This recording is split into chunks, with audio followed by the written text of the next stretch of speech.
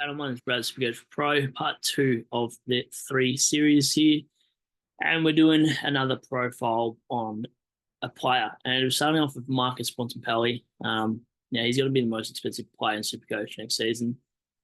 Or should we say this season? But it is December, so it's that tricky time of year. Team pickers should be out around Christmas, you'd think. So that will be something to look for there. It's a good Christmas present. But Bontempelli, do we start him next year? Have a look at his average in the last 2 years, 129, 126. Do you pay all up for him, or do you go the route of actually grabbing a Dacos and Sheasel to pair up as your VC and C with a Tristan Cherry alongside him? So something I'm looking at because he is 29, so I thought I'd flag this early on. He played a lot of forward, I watched as well during the season. I don't know if it was because of injuries and whatnot, but the high ceilings is what really, really separates Bont from other players. 182 or 186 here, and some 140s, some huge 140s there as well. So he's the player a 50-50 call on this season for Supercoach picks. And then I want to delve into some cheaper players in the midfield. So Petrarca's one of them. I think he can do a similar job if he actually gets a good run at it. How's he come back after that rib injury from last season? His scoring is quite nice as well. I don't know what the 59 is about here. Maybe he got tagged in that game, but he's on my watch list as well. Petrarca, he should be around that 500k mark, you'd think. If he's any more than 520, I'm probably not going there. There's some speculative players here. Liam Baker, what's his role like? His best year was last year, 82 average, and then a couple of years before that, 82 average. Plays half-back flank. If McQualter flags that in the season, or even midfield, I'll probably look at him. So, yeah, he's one to look at. I think he's named him forward line for Supercoach. I'll just have to double-check that. Jack Carroll's one that could be a rookie that could be better than some of these first-year rookies because he's been in the system for a little bit longer. He's 22 next season. He's been a sub a lot, so hopefully he's not a sub for the Saints next year, but could be a really sneaky rookie. And the other sneaky rookie who was a pick 8 last year was Dan Curtin. Now, surely they just play him down back. He gets a good run at it, and they give him a decent crack instead of subbing him out. And key position players generally don't score well in Supercoach, but he could be something. Could be cheap enough.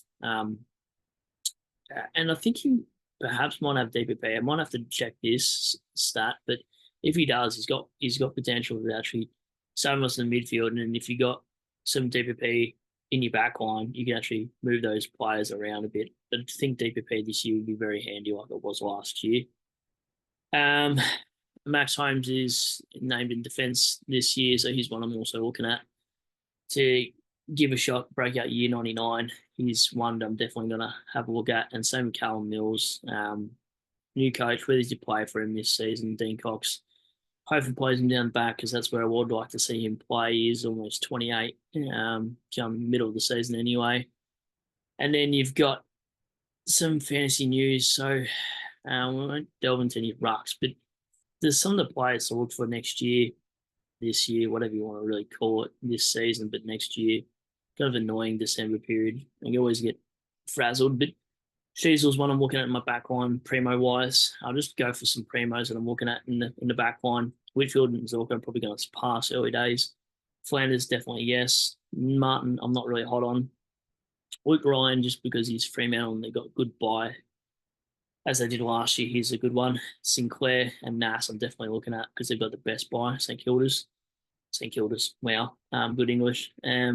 So I'll be looking at those two players heavily. Max Holmes for sure, and Jordan Clark I'll still be looking at, given the buy fixture. But we do know last year, if you followed my season last year, I loaded up on way too many Fremantle and Port players, and it kind of stuck me for that buy because I saw a bit of ranking through doing that too much. Sicily, no thank you. No, that shoulder dislocating a couple of times. Zach Fisher, no way. Burnman. McKercher, definitely looking at. Rivers, I'm still looking at as well because he's playing midfield, but it would be a defender. Short, no thank you. Roberts could have another breakout year on top of what he already did. And then there's a couple names back end that could be handy, but just a little bit more skeptical on that awkward price. That awkward price around 350 is always really weird. So there's some of the defenders to look at. And just quickly go into midfielders that I'm looking at next year. So I might just pick 6. Merritt is 1. Bonds 2. Butters 3. Dacos 4. Sarong 5. If I had to pick a 6th, probably LDU. They're the 6 I'm looking at. Obviously, if I had to pick 7 and 8, the players I'm bringing in, probably bringing in the Zach Merritt type, but I already mentioned him. Probably bringing in an Errol Gordon and a Dunkley back into the season would be my 2 players. But those first 6 are the ones I'm looking at. Start the season potentially. I don't think I'll go mid-price route for the midfielders at all. The forward line's more speculative. Rucks, I'm avoiding Marshall. I'll probably look at Cherry, Gorn, and the other one is DeConning. They're 3 I really want to look at next year.